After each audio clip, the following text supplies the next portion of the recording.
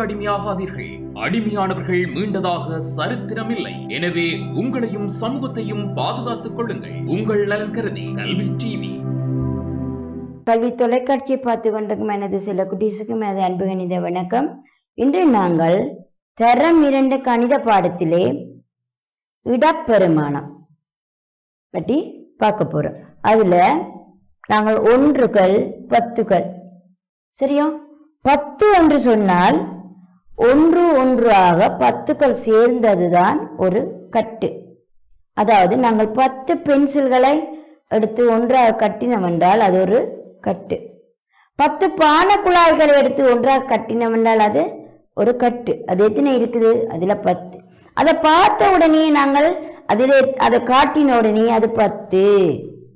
ஒரு கட்டுல 10 இருக்கிறபடியால் அது ஒரு கட்டு 10 என்ற எண்ணத்தை நாங்கள் ஆரம்பத்தில் எடுத்திருக்கிறோம். இப்ப நாங்கள் அந்த 10 என்ற கட்டை வைத்துக்கொண்டு இப்ப கோல் குட்டிகளை பார்க்க போறோம். சிறிய சிறிய கோள்கள் குட்டிகள், சிறிய சிறிய குட்டிகள் 10 சேர்ந்தால்தான் ஒரு கோல். சிறிய சிறிய குட்டிகள் 10 நாங்கள் ஒன்றுக்கு மேல் ஒன்று அடுக்கி கொண்டு வந்தோம் என்றால் அது ஒரு கோல். அந்த கோலை கண்ட உடனே நாங்கள் என்ன நினைக்க வேணும்?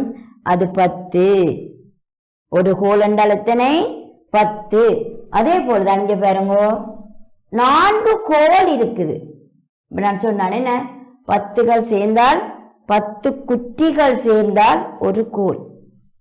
10 குட்டிகள் சேர்ந்தால் ஒரு கோல். இந்த எத்தனை கோள்கள் இருக்கின்றன?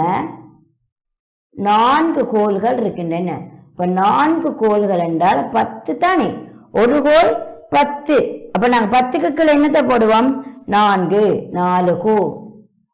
ஒன்றுகள் இங்க ஏதாவது இருக்கா? சின்ன சின்ன குட்டி இல்லை என்ன? அப்ப பூஜ்ஜியம். அப்ப என்ன போடுவோம்? பூஜ்ஜியம். அப்ப மொத்தமாக எத்தனை இருக்குது? நாங்க குட்டிகள் என்ற எண்ணிக்கையை கொடுப்போம். 4 கோல் என்றால் எத்தனை குட்டிகள் வரும்? ஒரு கோல்ல 10 என்று சொன்னால் 4 கோல்களையும், ஒரு கோல்ல 10 என்றால் 2ல 20, 3ல 30, 4ல 40. அப்ப 4 கோல்கள்லயும் எத்தனை குட்டிகள் வரும்? 40 குட்டிகள் வரும். அதுதான் அந்த எண் என்றதுக்குள்ள நாங்க போட போறது. எண்ணில கொடுத்திருக்கிறோம். அந்த ஒன்றுக்கள் எண்ணிக்கையை தான் நாங்க கொடுத்திருக்கிறோம். அடுத்தது பாருங்க, 4 கோள்களும் 2 குட்டிகளும். இப்ப 10 என்றது கீழே நீங்க 4 கோலை போடுவீங்க. என்ன 10 10 தான் இருக்குது. அப்ப 4 கோலை போடுவீங்க. 1 என்றது கீழே 2 குட்டிகளை போடுவீங்க. 2 குட்டிகளை போடுவீங்க. அப்ப 4 கோலும் 2 குட்டியும் சேர்ந்தால் 4 கோல் எத்தனை குட்டி வரும்? 40 குட்டி வரும். இந்த 40 குட்டியோடு இந்த 2 குட்டிகளையும் சேர்த்தால் எத்தனை வரும்? 42 குட்டிகள் வரும். அதுதான் அந்த எண்ணன்றதுக்குள்ள நாங்கள் போட போறோம். அடுத்தது பாருங்க, 4 கோலோட 3 குட்டிகள்.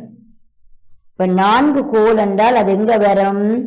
10 என்றதுக்குள்ளதான் வரப்போகுது. குட்டிகள் ஒன்று ஒன்றாக இருக்கிறபடியால் அது 1 ஒன்றுக்குள்ள வரப்போகுது.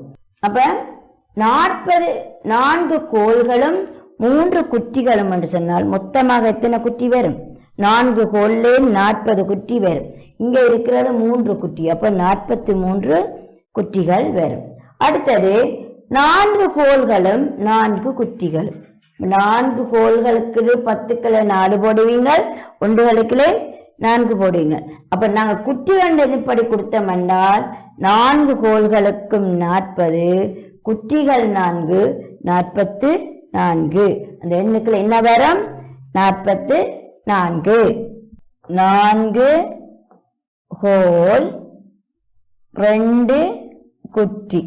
இப்ப 4 கோல் என்றால் 40, 40 2 42. அதே போல 4 10கள் 3 ஒன்றுகள். அப்ப 4 10கள் என்றால் 40, 40 3 43. அடுத்தது 4 10களும் 4 ஒன்றுகளும். 4 10 என்று சொன்னால் 40 குட்டிகள் இருக்குது. 40 குட்டிகளோட 4 குட்டிகளை கூட்டினால் 44. எத்தனை குட்டிகள்? 44. நாங்கள் எண்ணிலா கொடுக்கும் போது குட்டிகள் எண்ணிக்கையை தான் கொடுப்போம். கோள்கள் எண்ணிக்கையை கொடுக்கிறீங்கள, குட்டிகள் எண்ணிக்கையை கொடுக்கிறது. 40 4 கோள் 40 குட்டிகள். இப்ப 40 4 கோளும் 2 குட்டிகளும் 42. 4 கோளும் 3 குட்டிகளும் 43. 4 கோளும் 4 குட்டிகளும் 44. அடுத்த பாருங்க, முதல் நாங்கள் 40 பார்த்து நாங்கள் இப்ப 3 கோள் இருந்தால் 3 அது எங்க வரும்? 10களுக்குள்ள வரப்போகுது. 3 கோள் எங்க வரப்போகுது? 10களுக்குள்ள வரப்போகுது. அங்க ஒன்றுகள் இல்லை. ஒன்றுகள் இல்லாதபடியால் அது 0. சரியோ? அப்ப 3 கோள்னா இங்க நாங்கள் குட்டிகள் எண்ணிக்கையை தான் போட போறோம் 30 என்று. அப்ப 3 கோள் என்றால் 30 குட்டிகள். அடுத்த பாருங்க, 3 கோள் 1 குட்டி. இப்ப 3 கோள் என்றால் 30 குட்டிகள் இருக்குமே. 10 10 எண்ணிக்கொண்டு போனால் 30 குட்டி வரும். 30 31. அடுத்தது 3 கோள் என்றா 10க்குள்ள வரும். 4 குட்டிகள் என்றா அது 1களுக்குள்ள வரும். இப்ப 10களும் 1களும் போட்டோம். இப்ப 3 கோள் என்றால் 30. 30 4 34. அடுத்த பாருங்க, 3 கோள்கள் கூடுதலா 10க்குள்ள தான் வரப்போகுது. குட்டிகள் 1களுக்குள்ள வரும். அப்ப 3 கோள் என்றால் 30, குட்டிகள் 1 1 இருக்குது 5. 30 5 35. அதே போல நீங்களும் கோள்களில் இருக்கிற நம்பர்ஸை முன்னுக்கு போட்டுட்டு 10களுக்குள்ள இருக்கிற நம்பர்ஸை முன்னுக்கு போட்டுட்டு 1களுக்கு இருக்கிற நம்பர்ஸை பின்னுக்கு போட்டீங்க என்றாலும் வரும். ஆனால் அந்த 10கள் 1களை விளங்கி செய்தீங்கன்னா எப்பவும் பிழை வராது.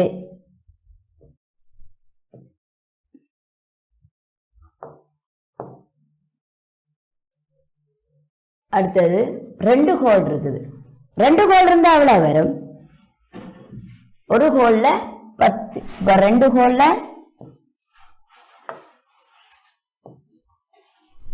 2 10. இங்க ஒன்றும் இல்ல 0. அப்ப எண் 20.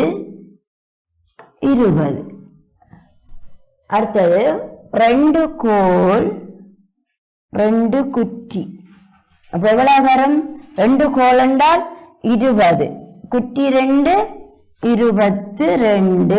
22 20 இல்ல 22. 2 கோள் 4 குட்டி. அப்ப 24. 2 கோள் 10க்குள்ள வரும். குட்டி என்று சொன்னால் 1களுக்குள்ள வரும். அப்ப 25. 25. 50. 5 கோள் இருந்தால் 50. 5 கோள் இருந்தால் 50. 10 10 10 இருக்குதுன்னா அப்ப 5 1கள் இல்ல 0. 5 50. 50 குட்டிகள். 50 குட்டிகள். 5 1 51. ஒரு கோள்ல 10 5லே 50. அப்ப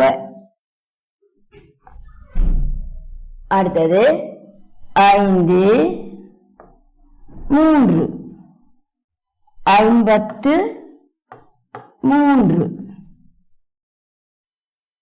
5 5 5 5 55. இங்க விட நாங்க எங்க கொடுப்போம்? குட்டிகள் எண்ணிக்கையில தான் கொடுத்திருக்கோம். 5 கோல் என்றால் 50 குட்டிகள், 50 5 55. சரியோ? 50 இங்க ஒன்றுகள் இல்லாதபடியால் 0. 50 51 53 55. இங்க 6 கோல் இருக்குது. 6 கோல் என்றா எவ்வளவு வரும்? 60. என்ன 6 கோல் என்றால் 60. இங்க 6 கோலும் ஒரு குட்டியும் இருக்குது. அப்ப எவ்வளவு வரும்? 6 என்றால் 60 என்றால் 6 கோலும் ஒரு குட்டியும் இருந்தால் எவ்வளவு வரும்? 61. எவ்வளவு வரும்? 61. இதை நாங்கள் இப்படி போடுவோம். 60. 6 என்றால் 60. 10 20 30 40 50 60. 60 ஒன்றும் 61. என்ன 6 குட்டியும் ஒரு ஒன்றும் வருது. என்ன அப்ப 61. 61. இங்க 6 கோலும் 3 குட்டியும் இருந்தால் 63. 63. 6 கோல்களும் 4 குட்டிகளும் இருந்தால் 64. சரியோ? இதுல 6 சக 1. 6 என்றால் 60. 1 61. சரியோ? இது இந்த இதை குறிக்கும். சரியா? 6 என்றால் 60 குறிக்கிறது. சரிதானே? 6 என்றால் எவ்வளவு? 60. 60 ஒன்றும் 61. அதே மாதிரி இதுல 6 இருக்குது என்றால் 60 சக 3. அதே போல 60 சக 4. 64. 6 கோல் என்றால் 60. 4 குட்டிகள் என்றால் 4.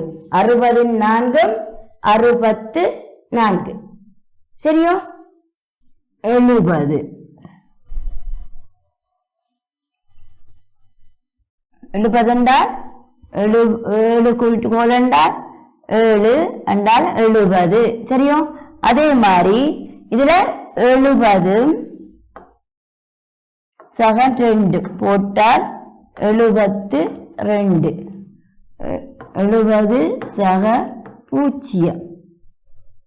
70. 70 சக 4. 74. 70 சக 5. 75. இப்படியே நாங்கள் இந்த கோள்களுக்கு 10 10 10 கூட்டிக் கொண்டு போறோம். 7 இருந்தால் 70, 6 இருந்தால் 60, 5 இருந்தால் 50, அப்படியே கூட்டிக் கொண்டு போவோம். சரியோ? 80. இத பாருங்க. 83.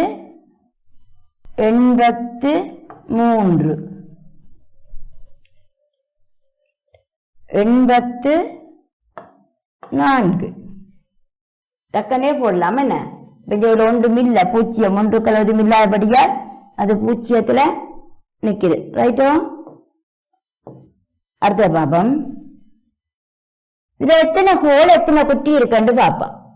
1 2 3 4 5 6 7 8 9.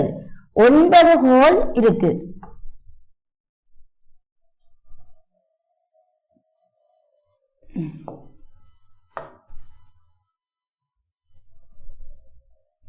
ஒன்பது கோல் இருந்தால் 90, 10 20 30 எழுதுவோம். இதுல 9 கோலோட 2 குட்டிகளும் சேர்த்தால் 92. 9 கோலோட 4 குட்டிகளை சேர்த்தால் 94. இப்படி நாங்க 10 10 என்ன செய்ய போறோம்? கூட்டிக் கொண்டு போறோம். சரியோ? 10கள் 1கள் இந்த இடப்பெருமானம் பார்த்திருக்கிறோம். என்ன இப்ப நாங்க இதை தொடர்ந்து இப்ப நாங்கள் இவ்வளவு நேரம் இந்த இடப்பெருமானத்துல 20ல இருந்து அப்படியே தொடர்ந்து 94 வரைக்கும் பார்த்திருக்கிறோம். உங்களுக்கு நன்றாக விளங்கி இருக்குமே. ஒரு கோல் என்றால் அது 10, குட்டிகள் என்றால் சின்ன சின்னதாக இருக்கிற 1. இப்ப என்னென்று கேட்டால் அந்த கோல் எல்லாத்தையும் குட்டியாக மாற்றி கொடுக்கும். ஒரு கோல்ல 10 இருந்தால் 5 கோல்லையும் 50 குட்டிகள் இருந்தால் 52 கொடுக்க போறீங்க. அப்ப இதுவெல்லாம் உங்களுக்கு நன்றாக விளங்கி இருக்கும். அதை தொடர்ந்து நாங்கள் இப்ப அடுத்த செயற்பாட்டுக்கு போவோம். சரியோ? இப்ப கணிதத்தோட ஒரு சின்ன ஒரு பயிற்சி ஒன்று செய்வோம். சரியோ? சரிபிழை போடுறது. வீட்டு தோட்டத்தில் வாழைப்பழம் கிடைக்கும். சரியோ பிள்ளையோ? சரி. என்ன?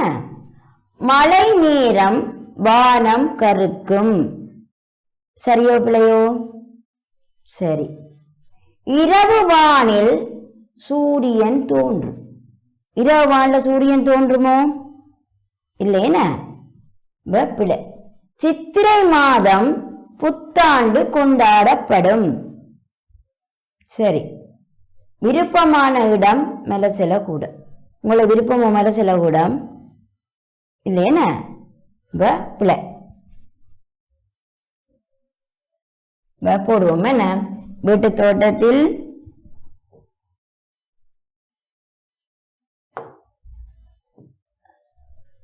தோட்டத்தில் வாழைப்பழம் கிடைக்கும். சரி. மழை நேரம் வானம் கருக்கும். சரி. இரவு வானில் சூரியன் தோன்றும். பிழை. சித்திரை மாதம் புத்தாண்டு கொண்டாடப்படும். சரி. விருப்பமான இடம் மெலசில கூட. இல்ல, நீங்க விரும்ப மாட்டீங்களே. நான் மெலசில கூடத்தை விரும்புறேன், நீங்களோ இல்லத்தானே? அப்ப நாங்க நீ அடுத்த செயற்பாடு வினாக்களுக்கு விடை எழுத போறோம். பாடசாலையில் காணப்படும் இடங்கள் சொல்லுங்க பாப்போம். பாடசாலையில் காணப்படுற இடம் அதிபர் அலுவலகம், மைதானம், பூங்கா என்று நிறைய இடம் இருக்குது. என்ன? நாங்கள் அதுல 2 இடத்தை எழுதுவோம்.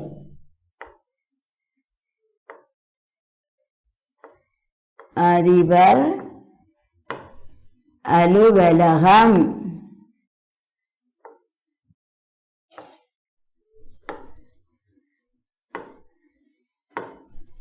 பூங்கா.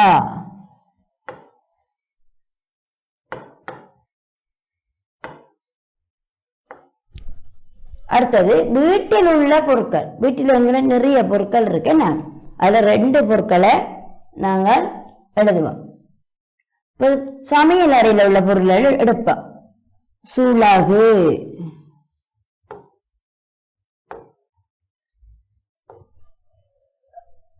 மற்றது கட்டில். எங்களோட வீட்டுல இருக்கிறது கட்டில். என்ன நான் இது எடுத்து நான் சொன்னா மீச கதிரை அதெல்லாம் பாடசாலையிலையும் இருக்கிறேன். இப்ப நாங்கள வீட்டில இருக்கிற பொருட்களை எடுத்துக்கிறேன். சுற்றாடலில் காணப்படும் பிராணிகள். உங்களோட சுற்றாடல்ல காணப்படுற பிராணிகள் பசு, நாய். நான் இப்ப 2 போட்டிருக்கேன். சரியா? நாய். நீரின் பயன்கள். நீர் என்னத்துக்கு பயன்படுவது? குடிக்கிறதுக்கு, சமைக்கிறதுக்கு, விவசாயத்திற்கு, தோட்டத்திற்கு, பாத்திரம் கழுவுறதுக்கு, இப்படி நிறைய இருக்கு. அப்ப குடிப்பதற்கு,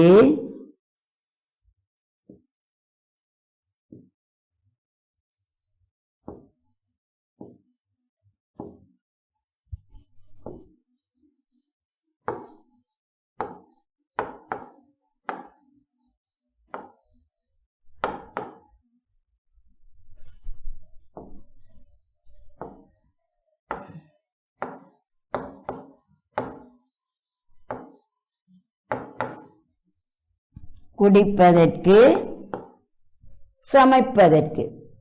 பகல் வானில் காணப்படுபவை சூரியன்,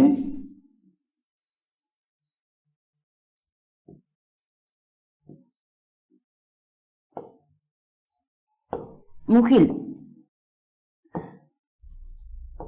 சூரியன் முகில். நிறை உணவு முட்டை,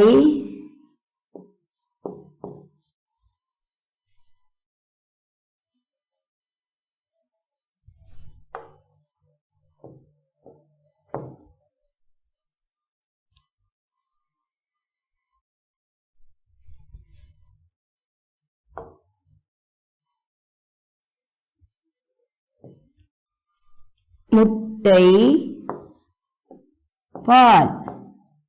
இந்த ரெண்டு உணவிலையும்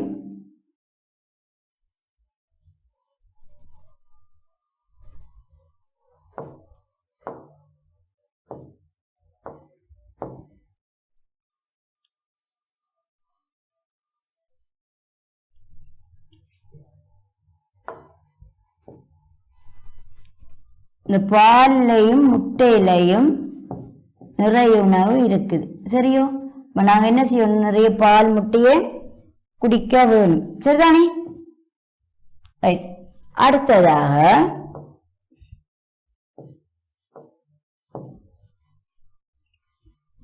இணைக்க போறோம்.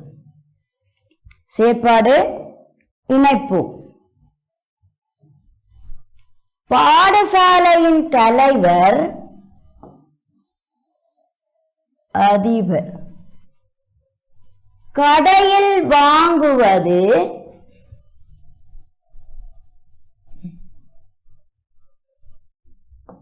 சீனி.